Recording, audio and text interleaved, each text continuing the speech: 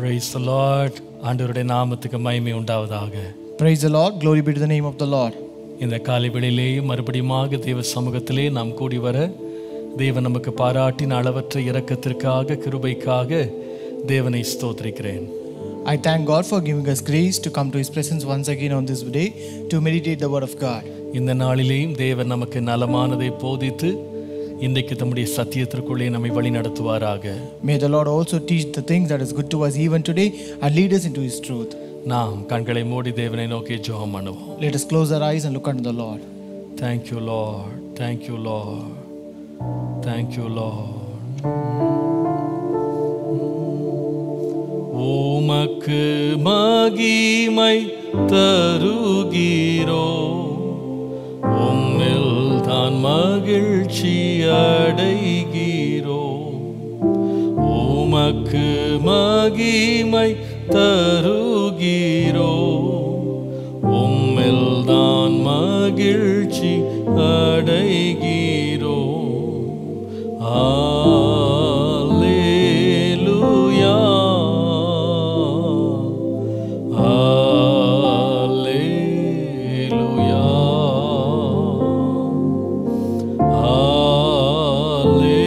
அல்லேலூயா,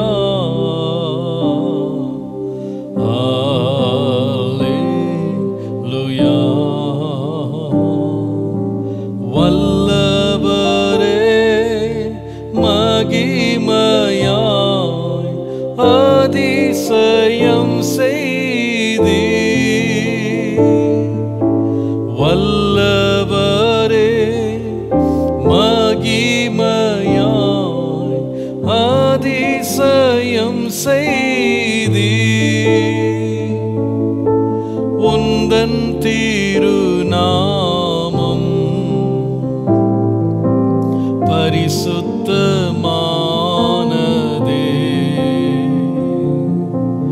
உந்தன் திருநாமம்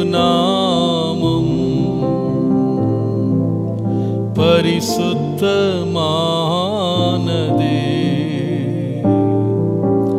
உமக்கு மகிமை தருகிறோ, உம்மில்தான் மகிழ்ச்சி அடைகிறோ.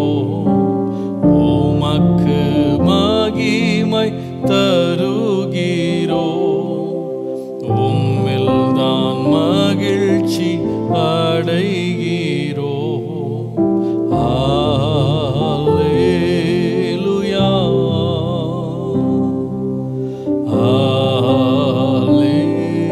அல்லேலூயா,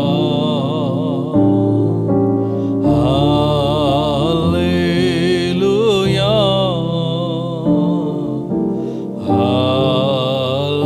அல்லேலூயா.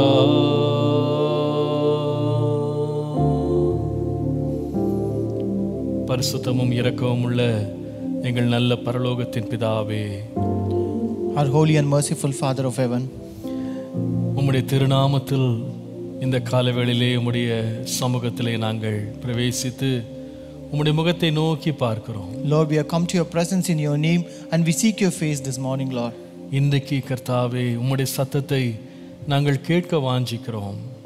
Lord, this morning we are, Lord, desiring to hear your voice, Lord. உம் சித்தத்தை நாங்கள் அறிய விரும்புகிறோம். Lord, we want to know your will, Lord. நலமானதை எங்களுக்கு போதிக்கும்படி ஆண்டவரே நீர் எங்களை இன்றைக்கு ஆட்கொள்ளுவீராக. May the Lord take control that you may teach the thing that is good to us, Lord. இன்றைக்கு எங்களுக்கு போதிக்கப்படுகிற சத்தியங்கள் எங்கள் ஆவியிலே ஆத்துமாவிலே ஆழமான கிரியை செய்யும்படி நாங்கள் ஜெபிக்கிறோம். Lord, we pray that the truth that are taught today, Lord, create a great work in our soul and mind, Father. தொடர்ந்து உம்முடைய சத்தியங்களை வெளிப்படுத்தி தார். Continue to reveal your truths, Lord. உம்முடைய வல்ல கரம் எங்களை தாங்கட்டும். Let your great arm uphold us. இம்மட்டும் நடத்தின கர்த்தருடைய கரங்கள் தொடர்ந்து காரியங்களை நடப்பித்து உம்முடைய ஜீவனை விளங்க பண்ணும்படி நாங்கள் ஜெபிக்கிறோம். The hand of the Lord which has led us so far, let it also lead us henceforth and reveal and manifest your great உம்முடைய works. நாமத்தை மகிமைப்படுத்து. Glorify your name, Lord. உமக்கே மகிமை உண்டாகட்டும். All glory be to you alone. இயேசுவின் நாமத்தில் பிதாவே. In Jesus' name we pray.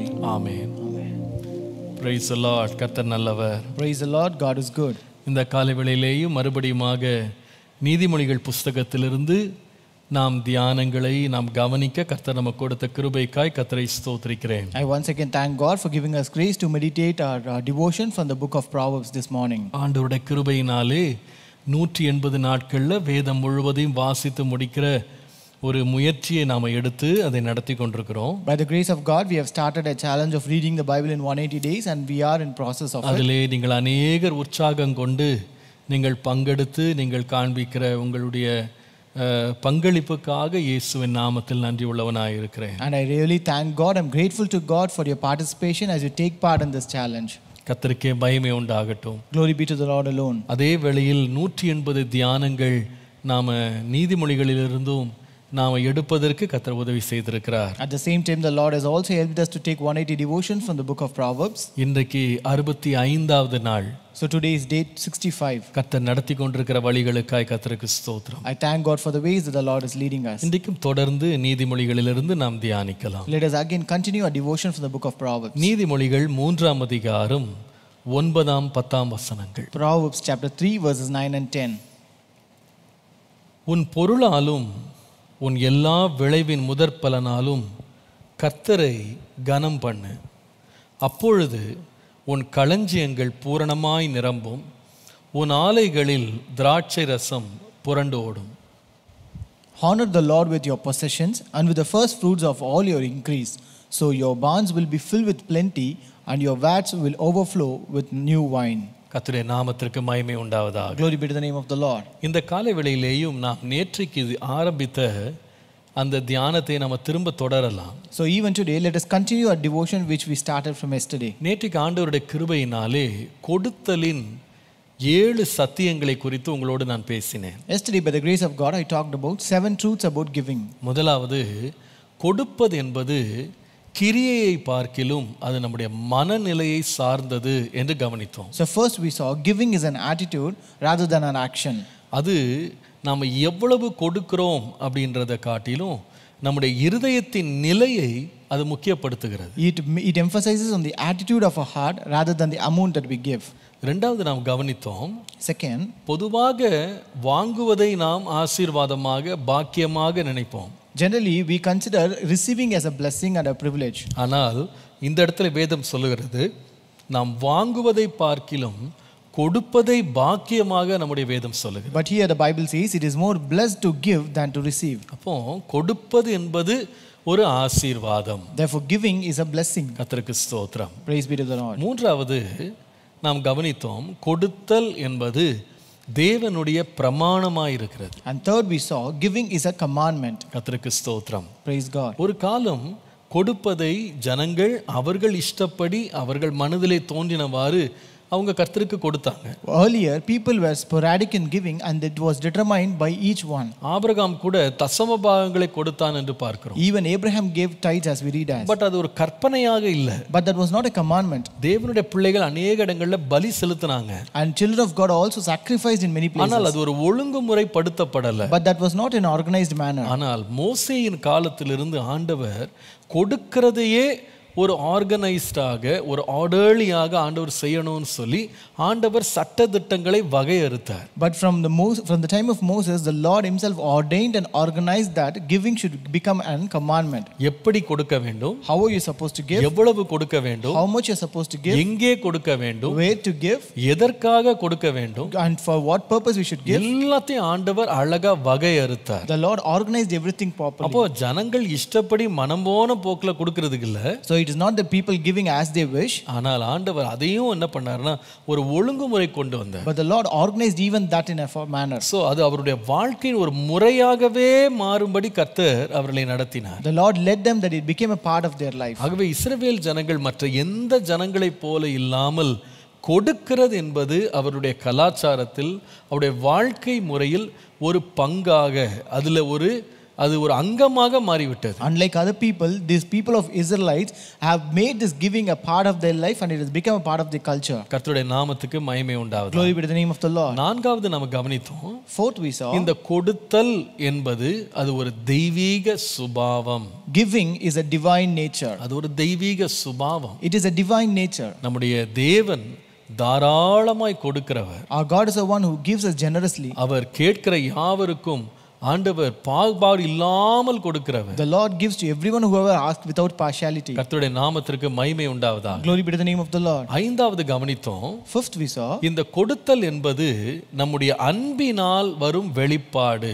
giving is an expression of love. கொடுத்தல் அன்பின் வெளிப்பாடு. Giving is an expression of ஒருவர் love. உண்மையாய் நேசிப்பார்கள், அன்புள்ளவர்களாய் இருப்பார்களானால் கொடுத்தல் என்பது அவருடைய வாழ்க்கையின் ஒரு இன்றியமையாத பங்காக மாறிவிடும். So if a person truly loves another person, then giving becomes a part of their life. தேவன் நம்மிலே அன்பு கூர்ந்ததினாலே தம்முடைய ஒரே பேரான குமாரனை நமக்காக கொடுத்தார். Since God loved us, he gave his only begotten son for us.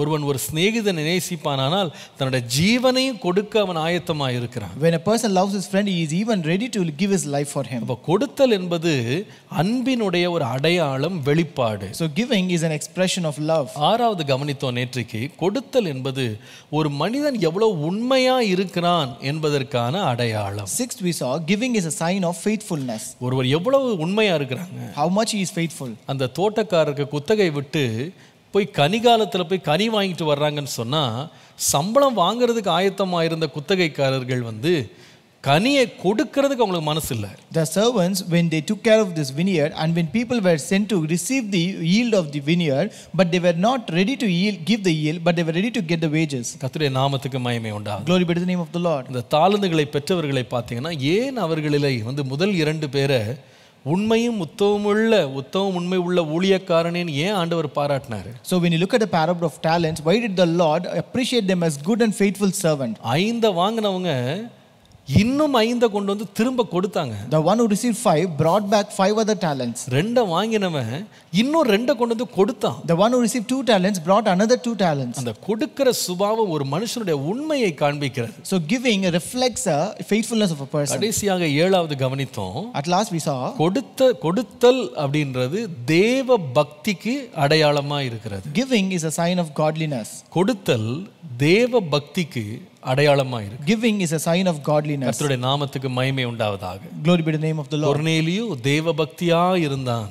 Cornelius was a devout man. அநேகருக்கு தான தர்மங்களை செய்கிறவனாய் இருந்தான். He was a man who was doing alms to many people. வேதத்துல தேவ பக்தியா இருந்த மக்கள் எல்லாரும் பார்ப்பீங்களானா அவங்க கொடுக்கிறவர்களாக இருந்தாங்க. When you look at the people who were godly in the Bible, they were the people who were giving alms to everyone. Abraham தேவனுக்கு பயந்த மனுஷன், அவன் கொடுக்கிறவனாய் இருந்தான். Abraham, who feared God, was a person who was giving.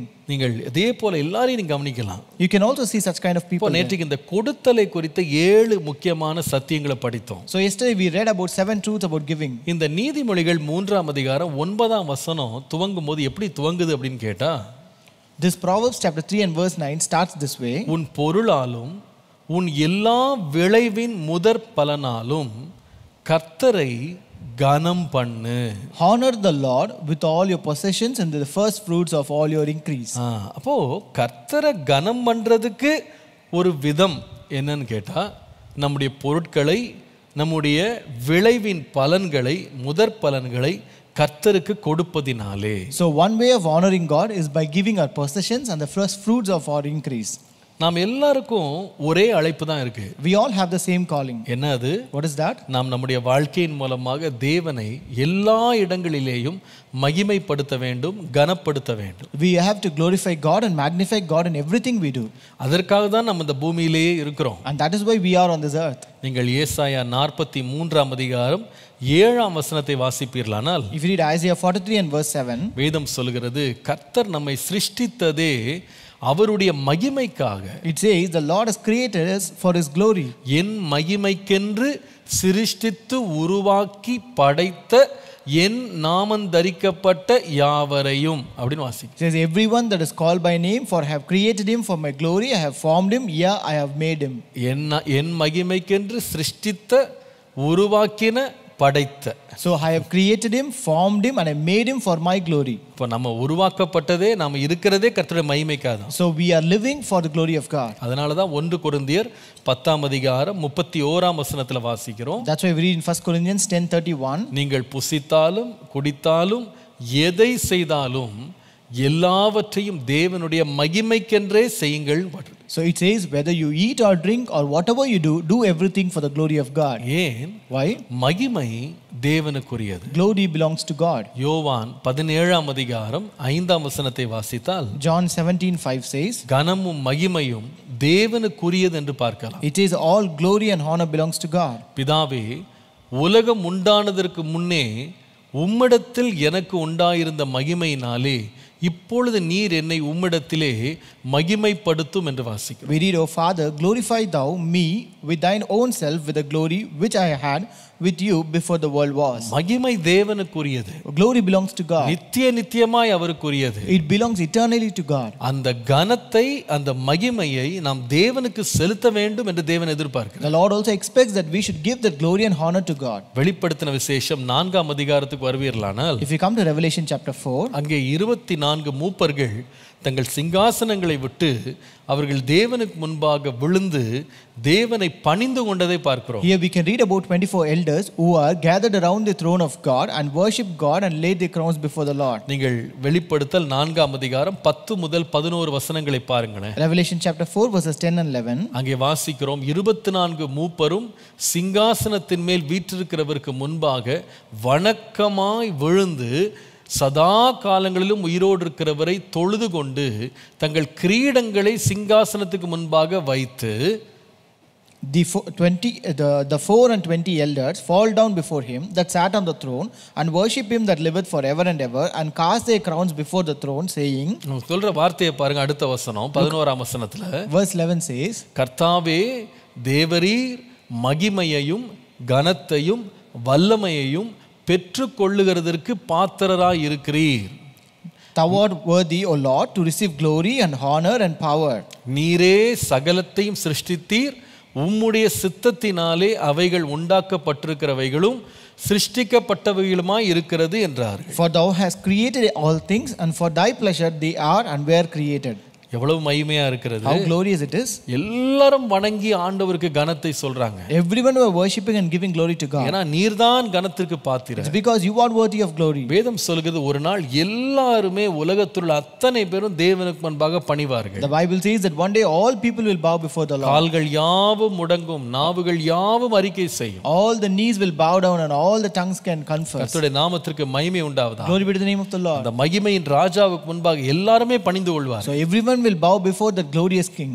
நான் சொல்லுவேன், இன்றைக்கு தேவனை அறிந்த பிள்ளைகளாகிய நாம் நம்முடைய வாழ்க்கையின் மூலமாக தேவனுக்கு கனத்தையும் மகிமையும் செலுத்தத்தக்கதாக நம்முடைய வாழ்க்கை இருக்கணும். So we as children of God, our life should be in such a way that it should bring glory and honor to God. தேவனை கனம் பண்ணுகிறது என்பது ஏதோ ஒரு நன்மையை ஆண்டவற்றை பெறதுக்காக நாம செய்கிற ஒரு முதலீடா பார்க்க கூடாது. We should not consider this honoring and glorifying God as an investment to receive something from God. நாம் பாவிகளா இருந்தபோது நம்மிடத்தில் அன்பு வைத்து நம்மை நேசித்து நம்மை விடுவித்த தேவனுக்கு முன்பாக நாம் வைத்திருக்கிற கனத்தையும் மரியாதையும் நம்முடைய ஸ்தோத்திரங்களையும் ஏறெடுக்கிற ஒரு வழக்கமாக இருக்கணுமே தவிர ஏதோ நன்மைக்காக செய்கிற ஒரு காரியமா இருக்கக்கூடாது. This honoring and glorifying and respecting God should become a habit of our life and not for as something or investment to gain something from the Lord. கர்த்தருடைய நாமத்துக்கு மகிமை உண்டாவதாக. Glory be to the name of the Lord. நான் அடிக்கடி சொல்லுவேன், I used to say very often, தேவனுக்கு மகிமையை செலுத்துங்க, தேவனை உயர்த்துங்க அப்படின்னு சொன்னா ஏதோ நம்ம துதிச்சதுனால தான் தேவன் உயர்த்தப்படுறாருன்னு நினைச்சிட கூடாது. So it's not that when we say give glory to God, honor the Lord, it doesn't mean that the Lord is glorified and honored only when we praise and exalt him. சில பாடல்கள் இருக்கும், There will be some songs. lift up the name of Jesus அப்படின்னுவாங்க. So it says lift up the name of Jesus. I exalt thee அப்படின்னுவாங்க. So it says I exalt thee. நான் உம்மை உயர்த்துகிறேன். I exalt thee. அப்படின்னா அர்த்தம் என்ன? What does it mean? ஏதோ நம்ம ஒரு 100 பேர் 1000 பேர் துதிச்ச பிறகு ஆண்டவர் ஏதோ கொஞ்சம் தூரம் மேல உயர்ந்துறாரா? So does that mean that if we exalt and praise God, the Lord will be exalted? இல்ல. No, not at all. அவர் ஏற்கனவே உயரவும் உன்னதமான சிங்காசனத்தில் அவர் வீற்றிருக்கிறார். He is already seated on a high, the throne that is seated on the high. இந்த உலகத்துல ஒரு மனிதன் பிறப்பதற்கு முன்பதாகவே உண்டாக்கப்படுவதற்கு முன்பதாகவே தேவன் உயர்ந்த சிங்காசனத்துல தான் இருக்கிறார். The Lord is already seated on the highest throne even before a single man, the first person, is created in this ஏதோ world. நம்ம துதிச்ச உடனே ஆண்டவர் உயர்ந்துறது இல்ல. It's not because the Lord is just exalted when we give praises to him. நாம துதிக்காம விட்டதனால ஆண்டவர் கொஞ்சம் தாழ்ந்துறது கிடையாது. And it also doesn't mean that if we don't praise him, he is not brought down. அப்படி கிடையாது. It is not that way. நான் உம்மை உயர்த்துகிறேன்னா அர்த்தம் என்ன? So when you say I exalt you, what does it நான் mean? உம்மை கனப்படுத்துகிறேன்னா அர்த்தம் என்ன? I honor you means what does it mean? நான் உம்மை மகிமைப்படுத்துகிறேன் மகிமைப்படுத்துகிறேன்னு அர்த்தம் என்ன? When you say that you glorify God, what does it mean?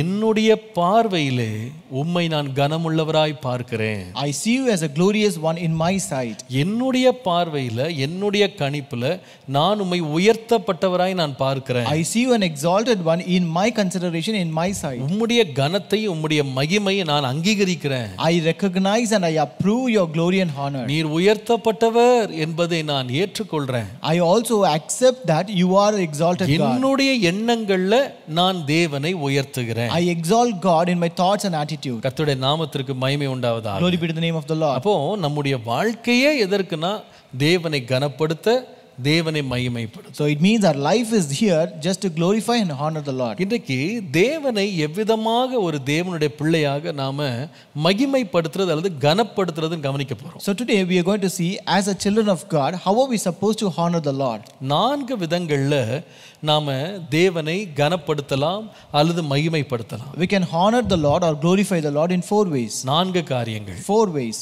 முதலாவது 63ஆம் சங்கீதம் 3ஆம் வசனம் பாருங்க. Psalm 63 and verse 3. 63:3. Psalm 63 verse 3. ஜீவனை பார்க்கிலும் உமது கிருபை நல்லது, என் உதடுகள் உம்மை துதிக்கும். Because your loving kindness is better than life, my lips shall praise you. கர்த்தரின் நாமத்துக்கு மகிமை உண்டாவதாக. Glory be to the name of the Lord. முதலாவது நாம எப்படி கர்த்தரை கனம் பண்ணலாம் என்று கேட்டா, The first way to honor the Lord, நம்முடைய உதடுகள் அல்லது நம்முடைய வாயை திறந்து கர்த்தருக்கு நாம் துதியை செலுத்துவதினாலே நாம் தேவனை கனம் பண்ணலாம். we can honor the Lord by opening our mouths to praise him. நம்முடைய வாயை திறந்து தேவனை நாம் துதிப்பதினால் அவரை கனம் பண்ணலாம். By opening our mouths to praise him. இதை தான் நீங்கள் ரோமர் 1ஆம் அதிகாரம் 21ஆம் வசனத்தை நீங்கள் வாசிக்கும்போது, If you read Romans chapter 1 and verse 21, அங்கே வேதம் சொல்லுகிறது, the Bible says, அவர்கள் தேவனை அறிந்தும் அவரை தேவன் என்று மகிமைப்படுத்தாமலும் ஸ்தோத்தரியாமலும் இருந்து தங்கள் சிந்தனைகளினாலே வீணரானார்கள்னு போட்டிருக்கு. it is written, because that when they knew God, they glorified him not as God, neither were thankful, but became vain in their imaginations. நம்முடைய உதடுகள், நம்முடைய வாய்க்கு இருக்கக்கூடிய ஒரு சிறந்த பணி ஒன்று உண்டானா அது தேவனை மகிமைப்படுத்துவது, தேவனை கனம் பண்ணுவது. The noblest use of our mouths and lips is to give praise to God and honor God. ஆகவேதான் வேதம் சொல்லுகிறது, எக்காலத்துல நான் கர்த்தரை ஸ்தோத்திரிப்பேன், அவருடைய துதி எப்பொழுதும் என் வாயில் இருக்கும். That's why the Bible says, I will praise God at all times and his praises shall be in my mouth. நம்முடைய ஜெபத்துல கூட ஸ்தோத்திரம் ஒரு பகுதியா இருக்கு. So even in our prayer, this praise is a part of it. நாம எல்லா விண்ணப்பத்தையும் எப்படி செலுத்துறோம்னா ஸ்தோத்திரத்தோடு கூட செலுத்துறோம். So we give all our petition with thanksgiving and praises. கொடுத்தாலும் எடுத்தாலும் நாம் கர்த்தரை துதிக்க வேண்டும் என்று யோபு நமக்கு கற்பிக்கிறார். Job also teaches us we should praise God even though the Lord gives or take it away from us. ஆண்டவரும் பாருங்க அந்த துதியில தான் கனப்படுத்தப்படுகிறதை தேவன் அங்கீகரித்து நாம் துதிக்கிற இடங்கள்ல அவர் பிரசன்னமாகிறார். So the Lord also recognizes and approves that glory that we give, and he is also present in the places where we praise him. அதனால தான் வேதம் சொல்கிறது, இஸ்ரவேலின் துதிகளுக்குள்ளே அவர் வாசம் பண்ணுகிறார். That's why the Bible says he dwells among the praises of Israel. இஸ்ரவேலின் துதியில் அவர் பிரியப்படுகிறார். He is delighted in the praises of Israel. பாருங்க, அதனால தான் அந்த ஆராதனையில துதி என்பது ஒரு முக்கியமான பகுதியாக இருந்தது. Therefore this praise is an important aspect of our worship. சத்தமிட்டு கர்த்தரை துதிப்பது என்பது ஒரு வழக்கமாக இஸ்ரவேல் ஜனங்களுடைய வாழ்க்கையில இருந்தது. So in the life of Israelites it was a habit for them to open their mouths to praise God. அவங்க முழங்கின முழக்கத்துல சத்துருக்களுடைய பாளையத்துல கூட பயம் உண்டானதுன்னு பார்க்கிறோம். So we can see that the way they praised him, even the enemies were scared about it. அவர்கள் தங்கள் வாத்திய கருவிகளால சத்தமிட்டு முழங்கி கர்த்தரை மகிமைப்படுத்தி இருக்கிறாங்க. When they raised their voices through their instruments and praised God, all their enemies were scared. ராஜாக்கள் துதிக்கிறதற்காகவே என்ன செய்திருக்கிறாங்கன்னா, சிலரை ஏற்படுத்தி அவர்களை பயிற்றுவித்து அவர்களுக்கு சம்பளம் கொடுத்து அவர்களை கர்த்தரை துதிக்க பண்ணியிருக்கிறாங்க. The kings also appointed few people and they were paid salaries to worship God exclusively for that. கர்த்தருடைய நாமத்துக்கு மகிமை உண்டாவதாக. Glory be to the name of the Lord. அப்போ துதித்தல் என்பது ஒரு விசுவாசியினுடைய வாழ்க்கையில ஒரு இன்றியமையாத பகுதியா இருக்கு. So praising God is an inseparable thing in the life of a man. கர்த்தருடைய நாமத்துக்கு மகிமை உண்டாவதாக. Glory be to the name of the Lord. இந்த வேதத்திலேயே மிகப்பெரிய ஒரு புத்தகமாக ஆண்டவர் சங்கீத புத்தகத்தை வச்சிருக்கிறார். So the Lord has kept the biggest book in the Bible as a psalm book. எதுக்காகன்னு சொன்னா கர்த்தரை துதிப்பதற்காக. So it is just to praise God. கர்த்தரை மகிமைப்படுத்துவதற்காக. It is to glorify the Lord. பாட்டினால் அவரை துதித்து நம்முடைய துதியினால் அவரை நாம் மகிமைப்படுத்தணும். That we praise God through songs and we praise God for that. கர்த்தருடைய நாமத்துக்கு மகிமை உண்டாவதாக. Glory be to the name of the Lord. முதலாவது ஒரு மனுஷன் தேவனுக்கு மகிமையை செலுத்துகிறது தன்னுடைய வாயை திறந்து கர்த்தரை மகிமைப்படுத்துகிறார். So the first way to honor God is by opening our mouths to praise him. அவருடைய நன்மைகளை நாம் வாயை திறந்து விவரிக்கிறது. So we actually have to say the goodness of God through our mouths. நம்முடைய வாயை திறந்து ஆண்டவர் செய்த நமக்கு உபகாரங்களை நாம வாயை திறந்து நம்ம அறிக்கை பண்றது. So we have to confess the goodness that the Lord has given us, has done to us by praising நம்ம God. தனிப்பட்ட விதமா கர்த்தரை துதிக்கிறது மாத்திரமல்ல, It's not only personally we praise God, நாம சபையிலே வந்து கர்த்தரை துதிக்கணும். but we have to come to church and praise God. சபைக்கு நடுவே கர்த்தர் செய்த நன்மைகளை நான் வந்து விவரிப்பேன். I will also confess the goodness that the Lord has done to me among the congregation. கர்த்தருடைய நாமத்துக்கு மகிமை உண்டாவதாக. Glory be to the name of the Lord. அந்த 10 குஷ்டரோகிகள்ல ஒரே ஒருவன் திரும்ப வந்தான், சமாரியன். So among the healed 10 lepers, only one leper returned back who was a Samaritan. வேதம் சொல்லுகிறது அவன் தேவனுடைய பாதத்தில், இயேசுவின் பாதத்தில் விழுந்து சத்தமாக கர்த்தரை துதித்தான். So the Bible says he fell at the feet of Jesus and praised God loudly. கர்த்தருடைய நாமத்துக்கு மகிமை உண்டாவதாக. Glory be to the name of the Lord. கர்த்தரை துதிக்கிறதும் ஆராதிக்கிறதும் நம்ம வாழ்க்கையில் ஒரு இன்றியமையாத பகுதி. So praising God and worshiping God is a part of our life. நம்முடைய ஆராதனைகள்ல பார்த்தீங்கன்னா அதனால தான் முதல் பகுதியவே நம்ம எதுக்கு வச்சிருக்கிறோம்னா கர்த்தரை துதிக்கிறதுக்கு வச்சிருக்கோம். That's why even in our service we have the first part as worship sessions. நான் சொல்லுவேன், அவரை மகிமைப்படுத்துறதுக்கு நம்முடைய உதட்டின் காளையாகிய ஸ்தோத்திர பலியை கர்த்தருக்கு நம்ம செலுத்தணும். So we have to offer the sacrifice and offerings of our lips, that is the praises of God. கர்த்தருடைய நாமத்துக்கு மகிமை உண்டாவதாக. Glory be to the name of the Lord. அதனாலே தேவன் மகிமைப்படுத்தப்படுகிறார். And by which the Lord is honored. நாம் அதுல வந்து ஜாக்கிரதை உள்ளவர்களா இருக்கணும். அதுல நம்ம உற்சாகம் காட்டணும். We should be very careful about it and we should also show interest to that. பல வருஷங்களுக்கு முன்னால Many years ago, ஒரு முறை நான் இங்க ஆராதனை நடத்தி கொண்டிருந்தேன். once I was leading worship here. அப்போ ஆராதனை வந்து அப்போ ஒரே ஆராதனை தான், 8 மணிக்கு ஆராதனை. So it was only one service at 8 o'clock. அப்போ 8 மணிக்கு ஆரம்பித்து பொதுவாக 8:45 நம்ம ஆராதனை முடிப்போம். So we will start worship at 8 o'clock and finish it by 8:45. அப்போ அந்த ஆராதனையில பொதுவாகவே ஒரு சகோதரி இருக்காங்க, அவங்க ரட்சிக்கப்படாத குடும்பத்துல இருந்து வந்திருந்தாங்க. So there is a sister in that worship. She comes from a family which is not saved. அவங்க ஒரே ஒரு ஆள் தான் ரட்சிக்கப்பட்டவங்க. She is the only one who is saved in her family. வெகு தூரத்துல இருந்து வர்றாங்க. She comes from a far distance. அன்றைக்கு அவங்க என்ன பண்ணிருக்காங்கன்னு சொன்னா, அவங்க ட்ரெயினை ஏதோ மிஸ் பண்ணிட்டு அவங்க வந்து 8:25 8:30 வந்திருக்காங்க ஆராதனை. That day she missed her train and she reached this worship only at 8:25 or 8:30. 8:30 போல வந்துட்டாங்க. She reached there by 8:30. அவங்க ஒரு 15 நிமிஷம் தான் ஆராதனை இருக்க முடிஞ்சது. She was able to be in the worship session only for 15 minutes. அன்றைக்கு ஆராதனை முடிஞ்ச உடனே After that worship session, என்னை பார்க்க வந்துட்டு she came to meet me. கண்களில் கண்ணீரோடு என்கிட்ட சொன்னாங்க. So with shedding her tears in her eyes, she said me, master, எங்க வீட்ல வந்து நான் கிளம்புற நேரம் வந்து இல்லாத காரியங்கள் எல்லாம் கொண்டு வந்து என்னை தடை பண்ணி என்னோட ட்ரெயினை மிஸ் பண்ண விட்டாங்க. Pastor, as I was getting ready to church, my family members brought other works and they tried to stop me and they delayed my coming here. அரை மணி நேரம் இன்றைக்கு நான் வர்ஷிப்பை மிஸ் பண்ணிட்டேன். I missed worship actually for half an hour. அரை மணி நேரம் miss பண்ணிட்டேன். I missed half an hour of worship. இன்னொரு முறை நான் இந்த மாதிரி லேட்டா வர்றதை நீங்க பாத்தீங்கன்னா, If in case you find me coming late at the next time, நீங்க எனக்காக இன்னொரு 15 நிமிஷம் எக்ஸ்டெண்ட் பண்ணுங்க. Kindly extend another 15 minutes just for my sake. எனக்கு அது கேட்டது ரொம்ப சந்தோஷமா இருந்தது. I was really happy when I saw that. ரட்சிக்கப்படாத குடும்பத்தில் உள்ள ஒரு பெண் எவ்வளவு வாஞ்சையா கர்த்தரை ஆராதிக்கிறாள். She is from a family which is not saved, but she worshipped God with great enthusiasm. எவ்வளவு ஒரு மகிழ்ச்சியோடு கர்த்தரை Arathi. She worships and praise God with great joy. அவ்வளவு நெருக்கத்தின் நடுவில், அவ்வளவு உபத்திரவத்தின் நடுவில் கர்த்தரை துதிக்கிற துதி அவளுக்கு எவ்வளவு முக்கியமா இருந்தது. See how much she finds praising God to be important amidst such kind of affliction and persecution of the family. இன்னைக்கு எத்தனை பேர் ஆராதனைகளில் கலந்து கொள்றதுல மகிழ்ச்சி அடைகிறாங்க. Today how many people find it joy to take part in the worship session? இன்னைக்கு அநேகர் வந்து முடியாத நாள் இல்ல, ஒரு வழக்கமாகவே என்ன பண்றாங்கன்னா ஆராதனை வேளையை தவிர்க்கறாங்க. So today many people make it a practice and routine to avoid worship session. It's not because they are not well or not unable to take part. பாருங்க, கர்த்தர் நமக்கு செய்த நன்மைகளுக்கு துதிக்க ஒரு வாய்ப்பு கிடைக்குமானால் அதை நம்ம உடனே பயன்படுத்திக் கொள்ளணும். See, if you get a chance to worship and praise God for the goodness that the Lord has done us, we have to make use of it immediately. தேவனை உயர்த்துவதற்கு நம்ம விருப்பப்படணும். We have to desire to exalt God. உதாரணமாக நீங்க வந்து நம்முடைய முதலமைச்சர்கிட்ட ஏதோ ஒரு நன்மை பெற்றிருக்குன்னு வச்சுக்கிடுங்களேன். For example, if I have received some goodness from our chief minister, அதற்கு ஒரு பாராட்டு விழா வைக்கிறாங்கன்னு வச்சுக்கிடுங்க. and there is a ceremony that is conducted for that.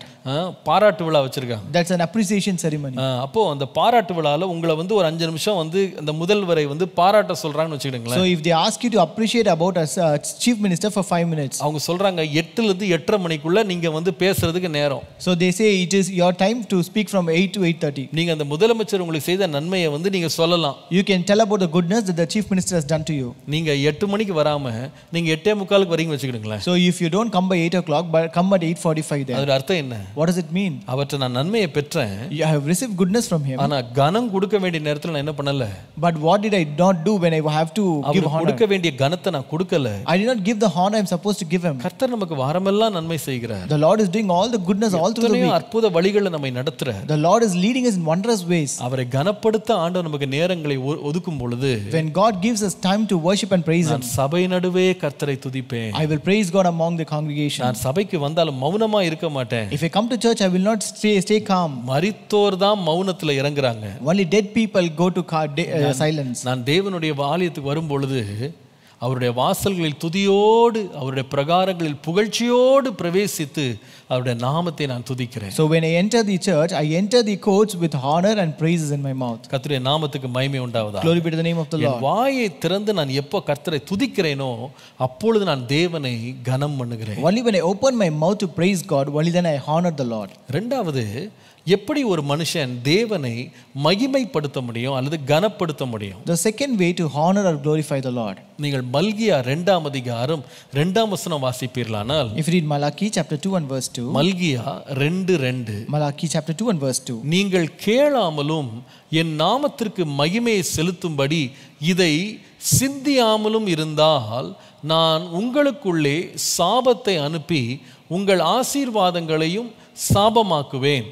ஆம், நீங்கள் அதை சிந்தியாதபடியினாலே அவைகளை சபித்தேன் என்று சொல்லி சேனைகளின் கர்த்தர் சொல்லுகிறார். if you don't listen and if you don't take it to the heart to give glory to my name, says the Lord of hosts, I will send a curse upon you and I will curse your blessings. Yes, I have cursed them already because you do not take it to heart. அங்க முக்கியமான வார்த்தை என்ன தெரியுமா?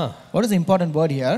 நீங்க கேட்டதை உங்கள் இருதயத்துல நீங்க கொண்டு வந்து என் நாமத்திற்கு மகிமையை செலுத்தணும். So if you listen to it, you have to take it to your heart and honor my name. அப்போ கர்த்தருடைய நாமத்தை மகிமைப்படுத்துறதுக்கு இரண்டாவது வழி என்னன்னு சொன்னா, நாம தேவனுடைய நாமத்தை மகிமைப்படுத்த உதடுகளை வாயை திறக்கிறது மாத்திரமல்ல, அவருடைய கற்பனைகளை நாம கீழ்ப்படியும் போது. So honoring God, the first way of honoring God is not only by opening our mouths to praise him and also by obeying his word. இந்த இடத்துல மல்கியாவில் ஆண்டவர் சொல்லுகிற சுட்டிக்காட்டுற காரியம் என்னன்னா, here what does the Lord points out? நான் எப்படிப்பட்ட பலியை செலுத்தணும்னு உங்களுக்கு நான் சொல்லி இருக்கிறேன். I have told you what kind of sacrifice you are supposed to offer. நீங்கள் அதை உபாகமம் 15:21ல வாசிக்கலாம். that you can read in Deuteronomy 15:21. எப்படிப்பட்ட பலிகளை செலுத்த கூடாதுன்னு கர்த்தர் தெளிவா சொல்லி இருந்தார். The Lord has also told what kind of sacrifices they should not offer. ஆனா எதெல்லாம் செலுத்த கூடாதுன்னு சொன்னாலோ அது எல்லாத்தையும் என்ன பண்றாங்கன்னா செலுத்துறாங்க. but whichever the Lord told not to do, they were offering the same sacrifices. பழுதாக போன எல்லா மிருகங்களையும் கொண்டு வந்து பலி செலுத்துறாங்க. They were bringing all the unclean and defiled animals to sacrifice to the Lord. கர்த்தர் சொல்றாரு, நீங்க வந்து வசனத்தை கேட்டீங்க, என்னோட பிரமாணங்கள்லாம் உங்களுக்கு தெரியாமலாம் கிடையாது. So the Lord says, it is not that you don't know my word or commandment and laws. ஆனா என் வசனத்தை கேட்டு என்னுடைய கற்பனைகளை அறிந்த பிறகு நீங்க அது கீழ்ப்படியல அப்படின்னா நீங்க என்ன கனப்படுத்தலன்னு அர்த்தம். but if you listen to my word, if you heard my word, but if you don't obey and do accordingly, it means that you don't honor me. ஆகவே தான் ஏசாயா 29:13 வாசிக்கும்போது, that's why when you read Isaiah 29:13, 29:13, Isaiah 29 and verse 13, இந்த ஜனங்கள் தங்கள் வாயினால் என்னிடத்தில் சேர்ந்து தங்கள் உதடுகளினால் என்னை கனம் பண்ணுகிறார்கள், அவர்கள் இருதயமோ எனக்கு தூரமாய் விலகி இருக்கிறது. these people come near to me with their mouth and honor me with their lips, but their hearts are far from me. நாம எப்படி கர்த்தரை மகிமைப்படுத்தலாம், எப்படி அவரை கனப்படுத்தலாம் அப்படின்னு கேட்டிங்கன்னா, நம்முடைய கீழ்ப்படிதலினாலே. so how can we worship, how can we honor the Lord and glorify the Lord? by obeying his word. ஒரு மகன் தன்னுடைய தகப்பனை வந்து கனப்படுத்துறார் அப்படின்னா அர்த்தம் என்ன? So when a son respects or honors his father, what does it mean? சொல்றதெல்லாம் கேட்டுட்டு தலையாட்டிட்டு சும்மா போறது இல்ல. So it's not just nodding his head for whatever the father says and just going away without doing it. அவன் சொல்றத கேக்குறான். He just listen to what he says. அதே வேளையில சொல்றபடி செய்றான். And also does according to his words. அவன் அதை செய்யும்போது தான் அப்பாவை அம்மாவை கனப்படுத்துகிறான் அப்படின்னு அர்த்தம். So only when he does accordingly, only then it means that he honors and respects his father and mother. சொல்லுவோம் பாருங்க, நான் இவ்வளவு சொல்றேன் நீ கேட்க மாட்டேங்கிற, என்ன சுத்தமா நீ மதிக்க மாட்டேங்கிறேன்னு சொல்லுவோம். So we used to say, see, I am saying so much but you are not at all doing it, you are not at all respecting me at all. நம்ம தேவன் அப்படி தான் சொல்றாரு. Our God also says so. என்னுடைய கற்பனைகளை உங்களுக்கு எழுதி கொடுக்கிறேன். I have given you my commandments in writing. நீங்க நடக்க வேண்டிய வழியை உங்களுக்கு நான் போதிக்கிறேன். I also teach you the way that you are supposed to walk. ஆனா நீங்க என்ன செய்யறதெல்லாம் கீழ்ப்படியறதே கிடையாது. But you are not obeying it. நீங்க உங்க காதுகளை அடைத்துக் கொள்றீங்க. You have shut your ears. நீங்க உங்களுடைய உதட்டினால் என்கிட்ட சேர்றீங்க. You are drawing near to me through your lips. ஆனால் உங்கள் இருதயம் ரொம்ப தூரமா இருக்கு. But your hearts are away from me. நம்முடைய இரட்சகராக இயேசு கிறிஸ்து எப்படி தன்னுடைய பிதாவை கனம் பண்ணினார்னா, அவர் என்னென்ன சொன்னாரோ அப்படியே செய்தார். Our Lord Jesus Christ also glorified and honored his father by doing whatever he commanded him to do. தேவனுடைய சித்தத்தை முழுவதுமாய் நிறைவேற்றினார். He also fulfilled the will of God completely. அவர் ஞானஸ்நானம் பெற வரும் பொழுது, when he came to be baptized, யோவான் ஸ்நானகன் சொல்றாரு, John the Baptist says, நான் தான் உம்மட்ட ஞானஸ்நானம் பெறணும். I should be baptized by you. ஆனால் நீங்க என்கிட்ட வர்றீங்க. But indeed you get baptized by me. அப்போ உடனே அவர் சொல்றாரு, he says immediately, எல்லா நீதியும் நிறைவேற்றணும். So all righteousness should be fulfilled. எல்லா நீதியும் நிறைவேற்றணும். It is to fulfill all righteousness. கர்த்தர் எனக்கு கொடுத்த பாதை. This is a path that the Lord has given me. அதை நிறைவேற்றுவேன். I will fulfill it. இதான் சொல்லுகிறது. அவர் தண்ணீர்ல இருந்து வெளியே வந்தபோது, the Bible says when he came out of the water, வானத்திலிருந்து ஒரு சத்தம் வருகிறது. a voice came from heaven. இவர் நேசகுமாரன், இவரில் நான் பிரியமா இருக்கிறேன். This is my beloved son, he knew I am well pleased. ஏன்? Why? என்னுடைய மகன் என்னுடைய சித்தத்தை அறிந்தவன் மாத்திரம் இல்ல, it's because it's not that my son knows only my will, என்னுடைய சித்தத்தின்படி அவன் செய்கிறதற்கு அவன் கீழ்ப்படிதல் உள்ளவனாயிரு. but he is also obedient to do according to my will. அன்பானவர்களே, my dear ones, நம்முடைய வாழ்க்கையில தேவனை கனப்படுத்துவது எப்படி? how to honor the Lord in our life? இரண்டாவது நான் சொல்லுவேன், second I would tell நம்முடைய முழு இருதயத்தோடு அவருடைய வார்த்தைக்கு நாம கீழ்ப்படிவதினாலே, by obeying his word wholeheartedly. மூன்றாவது, third, நம்முடைய வாழ்க்கையில எப்படி தேவனுக்கு கனத்தை கொண்டு வருவது? how to honor God in our life. 1 கொரிந்தியர் 6ஆம் அதிகாரம் 18 முதல் 20 வசனங்களை பாருங்களேன். 1 Corinthians chapter 6 verses 18 to 20. 1 கொரிந்தியர் 6 18 ல இருந்து 20. 1 Corinthians 6 8 to 20. வேசித்தனத்திற்கு விலகி ஓடுங்கள். மனுஷன் செய்கிற எந்த பாவமும் சரீரத்துக்கு புறம்பே இருக்கும். வேசித்தனம் செய்கிறவனோ தன் சுய சரீரத்துக்கு விரோதமாக பாவம் செய்கிறான். Flee from sexual immorality. Every other sin a person commits is outside the body, but the sexually immoral person sins against his own body. உங்கள் சரீரமானது நீங்கள் தேவனாலே பெற்றும் உங்களில் தங்கியும் இருக்கிற பரிசுத்த ஆவியினுடைய ஆலயமாய் இருக்கிறது என்றும் நீங்கள் உங்களுடையவர்கள் அல்ல என்றும் அறியீர்களா? Or do you not know that your body is the temple of the Holy Spirit within you, whom you have from God? You are not your own. கிரயத்திற்கு கொள்ளப்பட்டீர்களே, ஆகையால் தேவனுக்கு உடையவைகளாகிய உங்கள் சரீரத்தினாலும் உங்கள் ஆவியினாலும் தேவனை மகிமைப்படுத்துங்கள். For you were bought with a price, so glorify God in your body. தேவனை கனம் பண்ணி மகிமைப்படுத்துவதற்கு மூன்றாவது வழி என்ன? What is the third way to honor and glorify God? நம்முடைய வாழ்க்கையை ஒரு ஒழுக்கத்துடன் நடத்துவதனால நாம தேவனை கனம் பண்றோம். We can honor the Lord by living an orderly life. ஒரு ஒழுக்கமுள்ள வாழ்க்கையினால, by an orderly life. வேதம் சொல்லுகிறது, the Bible says, வேசித்தனத்துக்கு நீங்க விலகி ஓடுங்க. flee from sexual immorality. எல்லா விதமான ஒழுக்க கேடுகளுக்கு உங்களை விலக்கி கொள்ளுங்க. refrain from all disorderly things. இப்படி நீங்கள் செய்வீர்களானா நீங்கள் தேவனை கனப்படுத்துறீங்க. So by doing this you glorify the Lord. இந்த சரீரம் தேவனுடைய ஆலயமா இருக்கிறது. This body is the temple of God. இந்த சரீரத்தை கொடுத்த தேவனை நான் எப்படி மகிமைப்படுத்தலாம்னா, என் சரீரத்தினால நான் தேவனுக்கு முன்பாக நான் ஒழுக்கமாக என் சரீரத்தை நடத்தும் போது, பரிசுத்தமாக என் சரீரத்தை காத்துக்கொள்ளும் பொழுது அதை கொடுத்த தேவனை நான் கனம் பண்ணுகிறேன். When I live an orderly life, a disciplined life, by refraining from all immoral things, then I glorify God through my body which the Lord has given me. ஆகவே தான் 1 பேதுரு 2ஆம் அதிகாரம் 12ஆம் வசனத்தை நீங்கள் பார்க்கும் பொழுது, if you read 1 Peter chapter 2 and verse 12, 1 பேதுரு 2:12, 1 Peter 2 verse 12, அங்கே வேதம் சொல்லுகிறது, புறஜாதிகள் உங்களை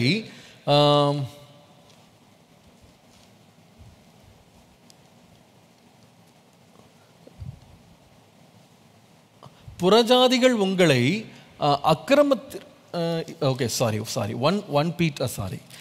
1 பேதுரு 2:12 நாம் வாசிக்கிறோம். புறஜாதிகள் உங்களை அக்கிரமக்காரர் என்று விரோதமாய் பேசும் விஷயத்தில் அவர்கள் உங்கள் நற்கிரியைகளை கண்டு அவற்றின் நிமித்தம் சந்திப்பின் நாளிலே தேவனை மகிமைப்படுத்தும்படி நீங்கள் அவர்களுக்குள்ளே நல் நடக்கை உள்ளவர்களாய் நடந்து கொள்ளுங்கள் என்று உங்களுக்கு புத்தி சொல்லுகிறேன். Conduct yourself honorably among the Gentiles, so that when they slander you as evildoers, they will observe your good works and will glorify God on the day He visits. புறஜாதிகள் எப்படி தேவனை மகிமைப்படுத்துவாங்க? How will the Gentiles glorify God? உங்களுடைய நல் நடக்கை உள்ள நடக்கை. So by seeing your conduct, your good works. உங்கள் நல் நடக்கை உள்ள கிரியைகளை அவங்க பார்க்கும்போது தேவனை மகிமைப்படுத்துவாங்க. So by seeing your good works, they will glorify God. நம்முடைய வாழ்க்கையில, நம்முடைய ஒழுக்க வாழ்க்கையில கூட நம்ம கபடற்றவர்களாக குற்றமற்றவர்களாக நம்முடைய வாழ்க்கையை காத்துக்கொள்ளும் போது தேவனை நம்ம மகிமைப்படுத்துகிறோம். Even in a disciplined life, when we live a life of discipline and without blemish and blameless, the Lord will be glorified to it. மத்தேயு 5:16 சொல்லுகிறது. Matthew 5:16 says, உங்களுடைய வெளிச்சம் எல்லாருக்கும் முன்பாக பிரகாசிக்கணும். Your light should shine before all.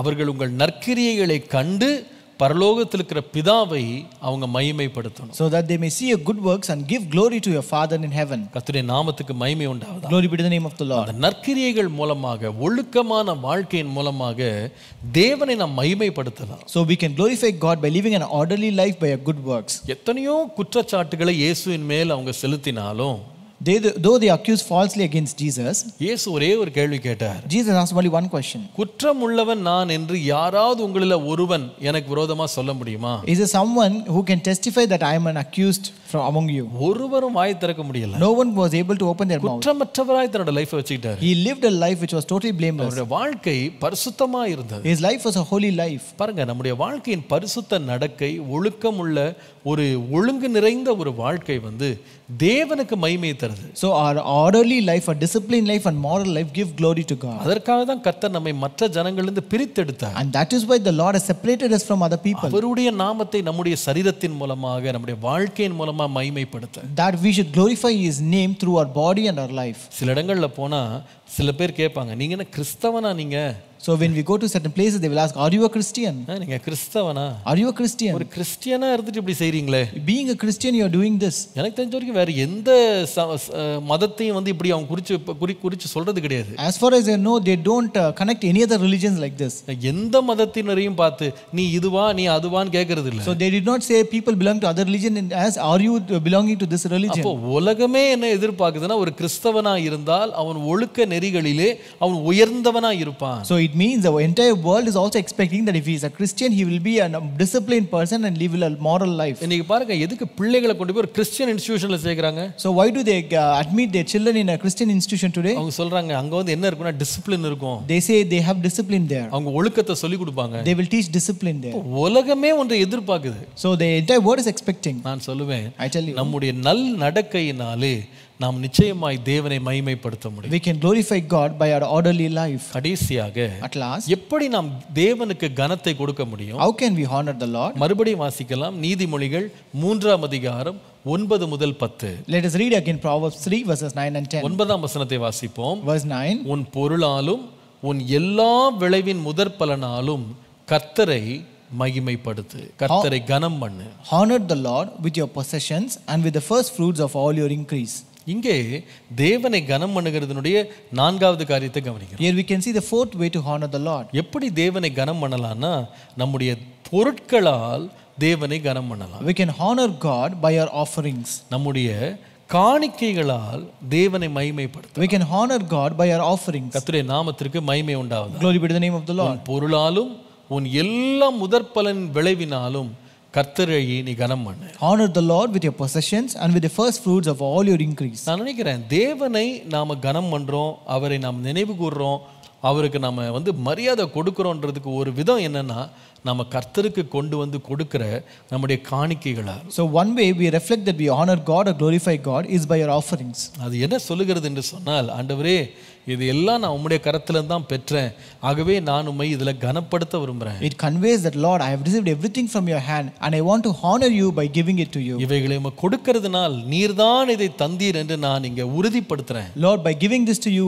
I want to say and confirm that it is you who have given me. உங்களுக்கு தெரியும், இந்த பார்வோன் இஸ்ரவேல் ஜனங்களை அவன் வந்து போக விட மாட்டேன்னு அவன் பிடிச்சு வச்சிருக்கான். So you know very well about this Pharaoh who was very hard hearted not to send his Israelites. ஆனால் ஒரு குறிப்பிட்ட காலம் வந்தவனே அவன் கண்டுபிடிச்சிட்டான், இவர்களை நம்ம பிடிச்சு வைக்க முடியாதுன்னு கண்டுபிடிச்சிட்டான். But at one point of time he understood that he will not be able to contain them anymore. விசேஷமாக கோஷேன் பகுதி முழுவதும் வெளிச்சமாயிருந்து எகிப்து முழுவதும் இருள மூழ்கின பொழுது அவன் உடனே கூப்பிடுகிறான். So especially when he saw that the part of Goshen is fully lighted, brightened, and when the Egypt is dark, he called them.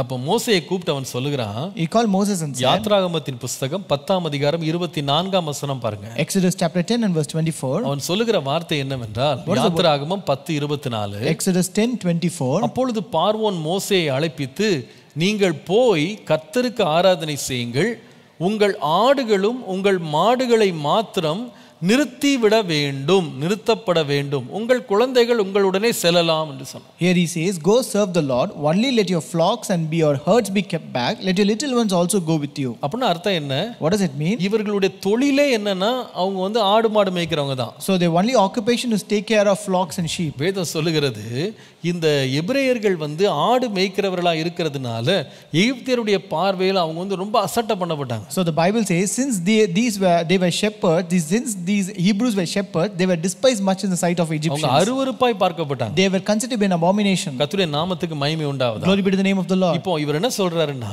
now he says here, பார்வோன் சொல்றாரு, Pharaoh says, நீங்க எல்லாரும் போங்க, you all can go, நீங்களும் போங்க, பிள்ளைங்களையும் கூட்டி போங்க, you can go and your children can go, ஆனா நீங்க உங்க ஆடு மாடுகளை இங்கே விட்டு போயிடுங்க. but you have to leave behind your flocks and herds. இன்னொரு விதமா சொன்னா, in other words, நீங்க வெறுங்கையா போங்க. you have to go empty handed. கடவுளை தானே சேவிக்க போறீங்க, you are going to serve God, right? ஆராதனை செலுத்த போறீங்க, you want to worship God, நீங்க வெறுங்கையா போங்க. you can go empty handed. நிறைய வெள்ள பிசாசு கூட நம்மகிட்ட என்ன சொல்லுவான்னா, நீ போ, ஒன்றும் பிரச்சனை இல்லை, ஆனால் எப்படி போனா வெறுங்கையா போ. Many times the Satan also tells us it is no problem, we can go, but go empty handed. ஆனால் மோசே சொல்றாரு, but Moses says, நீங்கள் யாத்ராகமம் 10ஆம் அதிகாரம் 25ஆம் வசனத்தை பார்ப்பீர்களானால், Exodus chapter 10 verse 25, மோசே 10:25, 10:25, அதற்கு மோசே, நாங்கள் எங்கள் தேவனாகிய கர்த்தருக்கு படைக்கும் பலிகளையும் நாங்கள் செய்யும் தகன பலிகளையும் நீர் எங்கள் கையிலே கொடுக்க வேண்டும். But Moses said, you must also give us sacrifices and burnt offerings that we may sacrifice to the Lord our God. 26ஆம் வசனத்துல verse 26, வேதம் சொல்லுகிறது, எங்கள் மிருக ஜீவன்களும் எங்களோடே கூட வர வேண்டும். our livestock also shall go with us. ஒரு குளம்பும் பின் வைக்கப்படுவதில்லை. not a hoof shall be left behind. எங்கள் தேவனாகிய கர்த்தருக்கு ஆராதனை செய்கிறதற்கு அவைகளிலிருந்து எடுக்க வேண்டும். for we must take some of them to serve the Lord our God. இன்னத்தை கொண்டு கர்த்தருக்கு ஆராதனை செய்வோம் என்பது நாங்கள் அங்கே போய் சேரும் அளவும் எங்களுக்கு தெரியாது. and even we do not know with what we must serve the Lord until we arrive there. Hallelujah. Hallelujah. இப்போ என்ன சொல்றாங்க பாருங்க. see what they நாங்க say. இவ்வளவு நாளா வேலை செஞ்சோம். see, we served you so many ஆடு days. மாடுகள் எல்லாம் நாங்க தான் சம்பாரிச்சோம். we were the one who gained all these flocks and ஆனா இந்த herds. ஆடு மாடுகளை வீட்ல வச்சிட்டு நாங்க ஆராதிக்க போறது இல்ல. but it's not that we leave behind all these flocks and herds at our home and go எங்களுக்கு worship. ஆண்டவர் கொடுத்த அந்த சம்பாத்தியத்தை கையிலே கொண்டு போவோம். we will take all the things that God has given us along with us. கொண்டு போயிட்டு கொடுக்கிறத நாங்க தீர்மானிக்கிறது இல்ல, கர்த்தர் தீர்மானிப்பார். and as we take it, it is not we who decide what we should offer, but God himself will decide it. கர்த்தர் எதை கேட்டாலும் எவ்வளவு கேட்டாலும் நாங்க கொடுக்க நாங்க கையில ரெடியா வச்சிருப்போம். so we will keep it everything ready that we may give whatever the Lord asks and how much he may ask. இது ஆச்சரியமா இருக்கு கேக்குறதுக்கு. this is really surprising to hear. அப்போ கடைசில கர்த்தர் விடுவிச்சு கொண்டு போகும்போது அத்தனையும் சேர்த்து கொண்டு போனாங்க. at last when God delivered them out, they took everything and went along with them. அது மாத்திரம் இல்ல, and not only that, அவர்கள் எகிப்தியரை கொள்ளையடிச்சிட்டு கொண்டு போனாங்க. they also looted Egyptians as they went. எல்லா பொன் வெள்ளி எல்லாத்தையும் எடுத்துட்டு போனாங்க. they plundered, took away their gold and silver and everything. வனாந்தரத்துல அலையறவங்களுக்கு எதுக்கு பொன் வெள்ளி? why do the people who wander in wilderness need gold and silver? ஆண்டவர் ஒரு திட்டத்தை வச்சிருந்தார். the Lord had a plan. தம்முடைய பரிசுத்த ஆசரிப்பு கூடாரத்தை கட்டுவதற்காக ஜனங்களிடத்தில் கேட்டு வாங்கி இந்த பலிபீடத்தை இந்த ஆசரிப்பு கூடாரத்தின் வேலைகளுக்காக நீ கலெக்ட் பண்ணணும்னு சொன்னார். He said you have to collect from people from all the gold and silver to build this tabernacle for me. வேதம் சொல்லுகிறது அவங்க உற்சாகமாய் கர்த்தருக்கு கொடுத்தாங்க. The Bible says they willingly gave for the Lord. கொண்டு வந்த லிஸ்ட்டை பார்த்தீங்கன்னா பெரிய லிஸ்ட் இருந்துச்சு. When you look at the list what they gave, it was a big list. ரொம்ப ஆச்சரியமா இருக்கு. It was really surprising. கர்த்தரை நாம கனம் பண்றதுக்கு ஒரு விதம் என்னன்னு கேட்டீங்கன்னா நம்முடைய பொருளாலும் நம்முடைய முதற் பலன்களாலும் கர்த்தரை நம்ம கனம் பண்றது. One way of honoring God is by offerings and by the first fruits of our increase. கர்த்தருடைய பரிசுத்த நாமத்திற்கு மகிமை உண்டாவதாக. Glory be to the holy name of God. தேவனும் பாருங்க நீங்கள் யாத்திராகமம் 35:20 வாசிக்கும் 34:20 34:20. If you read Exodus 34:20, வேதம் சொல்லுகிறது, the Bible says 34:20 34:20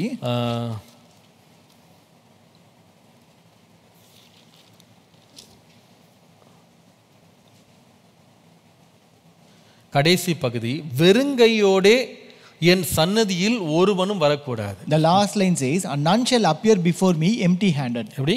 How is it? வெறுங்கையா வரக்கூடாது. You should not come before me empty handed. நான் இவ்வளவு ஆசீர்வதித்திருக்கிறேன். I have blessed you so much. உனக்கு இவ்வளவு நான் கொடுத்திருக்கிறேன். I have given you so much. நீ கர்த்தருடைய கரத்துல நீ பெற்றுக்கொண்டதை நீ தேவனை கனம் பண்ணுகிறதா இருந்தா வெறுங்கையா வராம கர்த்தரை நீ கனம் பண்ணு. So when you have received from God, if you want to honor God, then you should not come empty handed. நான் சொல்லுவேன், நம்முடைய வாழ்க்கையில கர்த்தருக்கு கொடுக்கிறதை ஒரு வழக்கமாக ஒரு பழக்கமாக நாம் வைத்திருக்கோம்.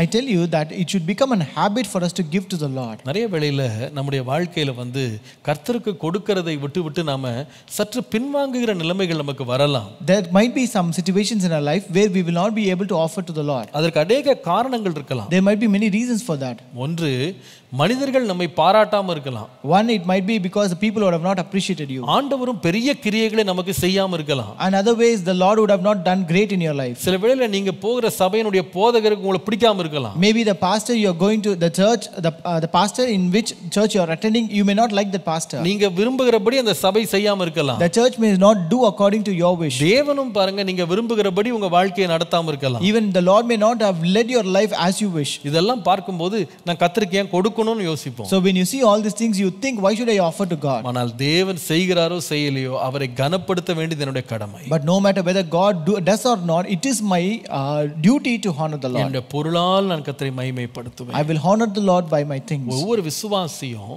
தங்களுடைய வாழ்க்கையில அவங்க கடைபிடிக்க வேண்டிய ஒரு நல்ல ஒரு டிசிப்ளின் கர்த்தருக்கு தங்களுடைய வருமானத்துல 10% பங்காகிய தசம பாகத்தை கொடுக்கிற ஒரு பழக்கம் தேவனை மகிமைப்படுத்துறதுன்றதை மறந்துடக்கூடாது. So every believer should learn this habit of good discipline to take 1/10 of their income and give it to the Lord as an offering. இதை குறித்து அநேகர் மிகவும் கடுமையாக எழுதுறாங்க, எதிர்ப்பா எழுதுறாங்க. So many people also write many things that are opposing this thing and harshly regarding அதெல்லாம் வெறும் ஆடு மாடுகளுக்கு தான் சொல்லப்பட்டது. That is said only for the flocks and herds. அது வெறும் நெல்லும் மணிக்கு தான், வெறும் கதிர்களுக்கு தான் சொல்லப்பட்டது. That is only said about these pulses and grains. அது வெறும் ஆகார விஷயங்கள் தான் சொல்லப்பட்டது. That pertains to only to food. இந்த வசனத்தை படிக்கும்போது, but when you read this verse, உன் பொருளால் நீ கர்த்தரை கனம் பண்ணு. You have to honor the Lord with your possessions. பொருளால் கர்த்தரை நீ கனம் பண்ணு. You have to honor the Lord with your possessions. சொல்லுவேன், நம்முடைய இருதயம் கர்த்தருக்கு கொடுக்கிறதுல திறந்திருக்க வேண்டும். So our heart should be open to give to the Lord. நீங்க கர்த்தருக்கு கொடுத்து பாருங்க, கர்த்தர் நம்மை ஆசீர்வதிப்பார். You offer to the Lord and see, and the Lord will bless you. 4 விதங்கள்ல கர்த்தரை நாம் கனம் பண்ணலாம். We can honor the Lord in 4 ways. முதலாவது, எப்படி கர்த்தரை கனம் பண்ணலாம்? First, how can we honor the Lord? முதலாவது, நான் கர்த்தரை கனம் பண்ணுவதற்கு நான் செய்ய வேண்டிய முதல் காரியம் என்னுடைய வாயை நான் திறந்து கர்த்தரை நான் துதிக்க வேண்டும். First, by opening my mouth to praise him. இரண்டாவது, அவருடைய வார்த்தைக்கு நான் கீழ்ப்படிய வேண்டும். By obeying his word. மூன்றாவது, ஒரு ஒழுக்கமான வாழ்க்கையை நான் வாழ வேண்டும். By living an orderly life. நான்காவது, என் காணிக்கைகளை கர்த்தருக்கு நான் செலுத்த வேண்டும். Fourth, by my offerings. நான் அப்படி செய்வேனானால் நான் கர்த்தரை கனம் பண்ணுவேன். If I do so, I honor the Lord. நம்முடைய வாழ்க்கை கர்த்தரை கனம் பண்ணுகிற ஒரு வாழ்க்கையா இருக்கட்டும். Our life should be a life that honors the Lord. ஜெபம் பண்ணுவோமா? Shall we pray? கண்களை மூடி தேவனை நோக்கி பார்ப்போம். Let us close our eyes and look unto the Lord. பரிசுத்த பிதாவே, உம்மை நன்றியோடு துதிக்கிறோம். Our holy Father, we thank you with a grateful இந்த heart. காலவேளையிலே நாங்கள் வாழ்கிற வாழ்க்கை உம்மை கனம் பண்ணுகிற ஒரு வாழ்க்கையா இருக்கட்டும். Lord, let our life be a life that honors you, Lord. உம்மை நாங்கள் உயர்த்துகிற ஒரு வாழ்க்கையா இருக்கட்டும். Lord, let our life be a life that exalts you, Lord. எங்களுடைய துதியினால் உம்மை கனம் பண்ண எங்களுக்கு கிருபை தாரும். Lord, give us grace to exalt you and honor you by our praises, Lord. ஆண்டவரே உம்முடைய வார்த்தைக்கு நாங்கள் கீழ்ப்படிகிறதுனால்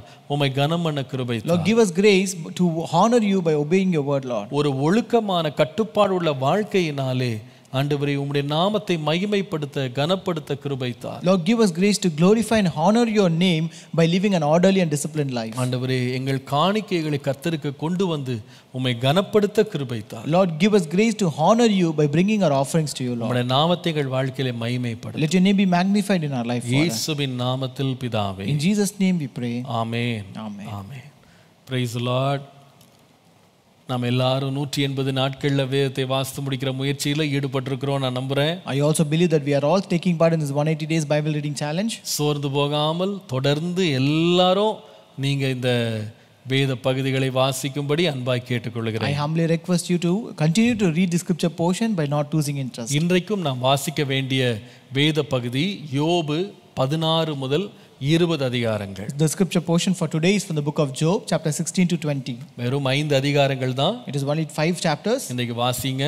Read it. உற்சாகமா வாசிங்க. Read it with good interest. கர்த்தர் உங்களை ஆசீர்வதிப்பாராக. May God bless you. வருகிற ஞாயிற்றுக்கிழமை குறித்து ஒரு அறிவிப்பை கொடுக்கிறேன். So I want to give an announcement regarding coming Sunday. நான் கர்த்தருடைய அளவற்ற கிருபையினாலே வருகிற ஞாயிற்றுக்கிழமையிலிருந்து ஆலயங்கள் திறக்கலாம் என்று சொல்லி செய்தி வந்திருக்கிறது. By the grace of God, we have received an information that the churches shall remain open from coming Sunday onwards. ஆகவே இந்த ஞாயிற்றுக்கிழமையிலிருந்து நம்முடைய ஆலயம் திறக்கப்படும். Therefore, our church will be open for all services from come Sunday onwards. நம்முடைய வெள்ளிக்கிழமை ஜெபமும் எல்லாரும் வந்து பங்கெடுக்க திறக்கப்படும். So even our fasting Friday's fasting prayer will also be சனிக்கிழமை ஜெபம், செவ்வாய்க்கிழமை ஜெபம், புதன்கிழமை சகோதரிகள் ஜெபம் எல்லாமே திறக்கப்படும். So our church will be open for all the believers to take part in the Friday's fasting prayer, Tuesday's fasting prayers and Wednesday sisters prayer. காலைதோறும் நடக்கிற தியானங்கள்லயும் நீங்க விடுதலையோடு வந்து பங்கெடுக்கலாம். Even you can take part in the morning devotion with liberty. கர்த்தர் கொடுத்த விடுதலைக்காய் கர்த்தரை ஸ்தோத்திரிக்கிறேன். I thank God for the deliverance that the Lord has given us. ஞாயிற்றுக்கிழமை வழக்கம் போல காலை 5 மணிக்கு முதல் ஆராதனை ஆவடியில, 7 மணிக்கு மேல்பாக்கத்திலே உள்ள ஆலயத்தில், 7 மணிக்கு 2ஆம் ஆராதனை, 3ஆம் ஆராதனை மறுபடியும் 8:30 மணிக்கு ஆவடியிலேயும் காலை ஆராதனைகள், மறுபடியும் அங்கே மேல்பாக்கத்திலே காலை 10 மணிக்கு 4ஆம் ஆராதனை வழக்கம் போல் நடைபெறும். So our Sunday service timings would be 5 o'clock. Our Sunday service timings would be first service at 5 o'clock here in ACA Avadi, and second service at 7 a.m. in ACA Melpakkam, and third service again at Avadi at 8:30 a.m.